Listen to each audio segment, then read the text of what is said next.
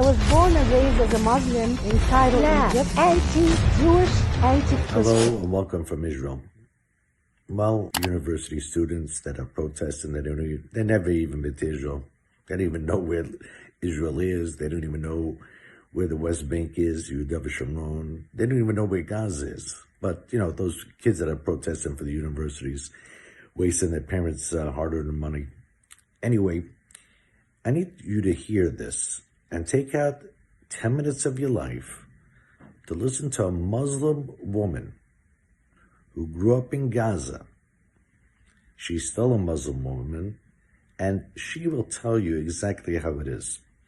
So, do me a favor, watch this upcoming video, take 10 minutes out of your life, and then you'll understand what's going on in the Middle East. Here she goes.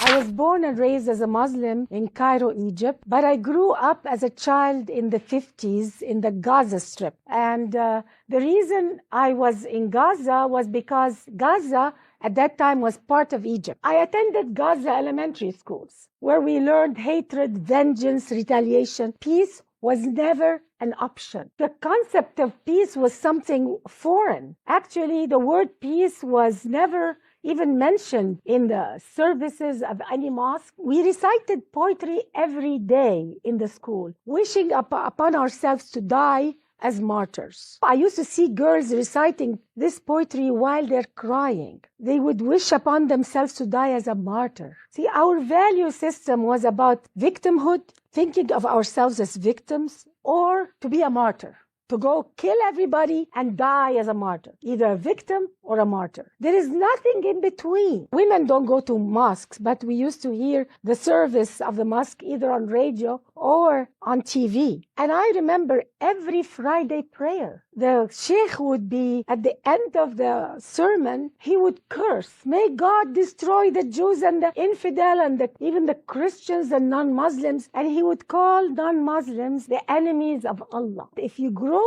up with cursing as a form of prayer, it can feel and sound normal. Hatred can be normal because who am I to judge? I never noticed that this is not holy. So this is how I grew up. 22 Arab countries did everything they could to make life impossible for Israel to exist. The Arab League forbade absorbing the so-called Arab Palestinians, rejected to give them citizenship in any Arab country. So you could see a Palestinian born in Cairo, for instance, and never get the citizenship and die in Cairo.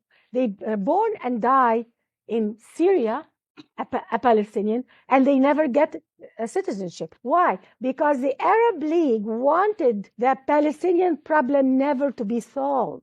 This is not their agenda. The agenda is to keep them refugees from birth to death. The culture was so for sacrificing. They encouraged women to stand up in front of the cameras and say, I gave my son to the jihad and I want my other children to die in the jihad. Women who are for life, for peace, were looked down upon. Women who would be radical, if not more radical than men, who will promote jihad for their children, were lifted up as honorable women to be respected in society. So for a woman to be respected in Islamic society, you have to be as radical, if not more radical than men. And that is why a lot of women are silent. They are proud to give their children to jihad. And many people told that to my mother, to my grandparents, after my father died, that, yo, boy, you're lucky. He's in heaven now. It's the only way to go to heaven is to go and kill the infidel and die in the process.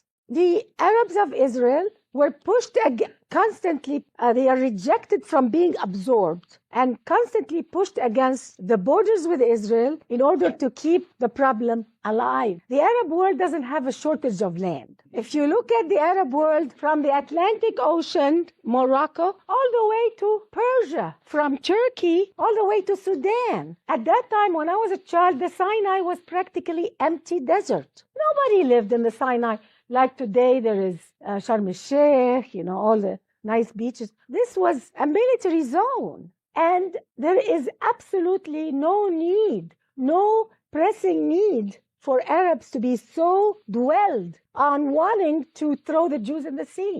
You know, this international conflict called the Arab-Israeli conflict really is a fabrication. This is not a conflict over land. And anybody who thinks it's a conflict over land is misguided because we don't see the truth. The truth is Arabs, there is something in Islam, anti-Jewish, anti-Christian, especially anti-Jewish, and I will tell you why. Those people calling themselves Palestinians who live in the Gaza and the West Bank are the pawns of the Arab world. I don't believe that they care about their happiness or welfare. They are set up to live a miserable life on purpose in order to show the world that we're victims. Do you think Saudi Arabia, with all the money they have, the Gulf countries, all these oil money, they can't give them good roads and good homes and good police and turn it into a productive area of the Middle East? They can, but that is not their objective. There is a hidden objective, and I don't understand why Western culture doesn't get it. Why Western media doesn't get it.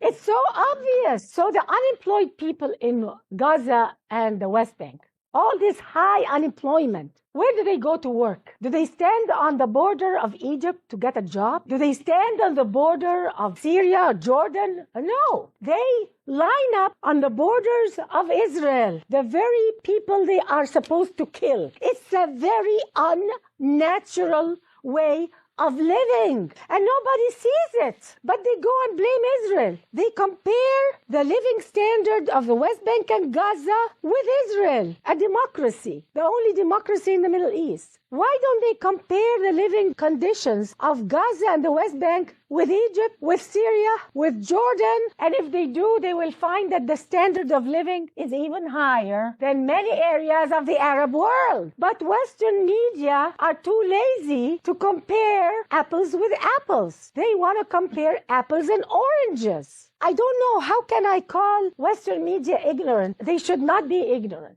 And then they go and ask Israel, why don't you do some concessions for the Palestinians? I never hear them stand up to Arab leaders and ask Western media, why don't they ask Arab leaders, how about some concessions to the Israeli people? And it's very convenient to blame all of this terrorism on, after 9/11 especially, they blame the terrorism. Oh, it's because we have this terrorism everywhere by Muslims. It's all because of the occupation. If it wasn't for the occupation of Gaza, if it's not for the occupation of the West Bank, we wouldn't have a problem. The problem all is because of Israel. That's what they want to give the impression. And this is a big lie, because I lived in Gaza as a child, and I witnessed the terrorism against Israel before the occupation of Gaza and before the occupation of the West Bank. And our media here doesn't even know that. There was terrorism against Israel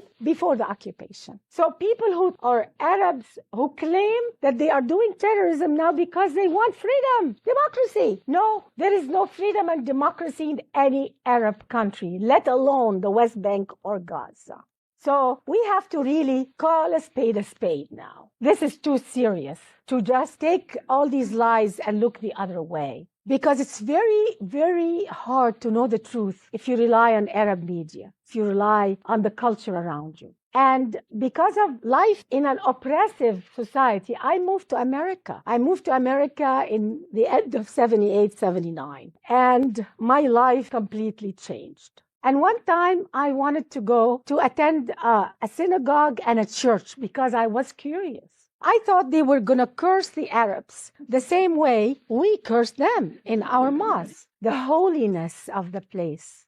They were praying for everybody. They were praying for peace on earth. How can we leave this earth a better place? It was a totally different way of thinking, the opposite of what I grew up with. And that's when I went to a mosque here also in Los Angeles. And I thought that because they allowed women, that it was going to be different here within America. I am so glad that Islam in America must be so different. So I went to the mosque and I heard anti-Semitism again in the mosque. And I was told, don't assimilate in America. We're here to Islamize America. They were looking down at American culture. They were looking down at this society. And I felt very uncomfortable. I said, oh my God, there is an agenda here. And I never went back again. It hit me. How could we do this? How could we lie and accuse people of something we Arabs know very well we have done ourselves? How could this happen? What kind of value system allows a person or allows a culture or a religion to lie and accuse their enemies of something that they know they've done themselves? They know that Osama bin Laden did that. They know that he was financed with Arab money, with oil money until today. How could they accuse the Jewish people of that? Look at the map of the Middle East. Look at the map. You can hardly see Israel. It's impossible to convince any person who has an IQ of a child that this problem is over the land called Israel. It's time for the West to understand this, because it's not just not good for Israel. It's not good for the Arab world. They are collapsing. A lot of people think that the Arab world is so strong and so powerful. It's rotting from the core, but they don't know. The religious leaders are telling them to continue the hate instead of telling them to repent and find the true God,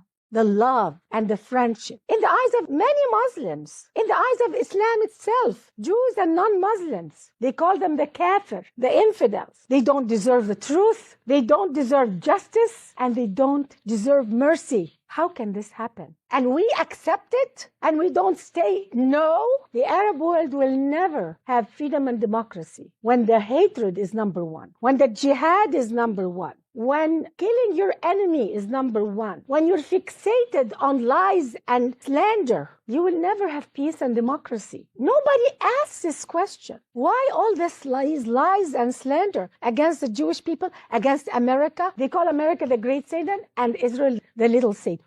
Why? Do you know that on Syrian TV, on Arabic TV, on Egyptian TV, the constant day and night lies about the Jewish people is unbelievable. There was a show that was saying, and in it was not just religious leaders, some of them were scientists, Arab scientists, saying that, oh, do you know why Israel went to Haiti to help with the earthquake? You know why? Because Israel really wanted to harvest the organs of the Haitian people. These are the intelligentsia of the Arab world. When the intellectuals of the Arab world say that, what do you expect from the man on the street? And you wonder why they hate? Because day in and day out they are told this. I was told horrific things about the Jewish people. It took me years to extract it out of my mind, my heart, and my consciousness. Enjoyed? Take care. Bye.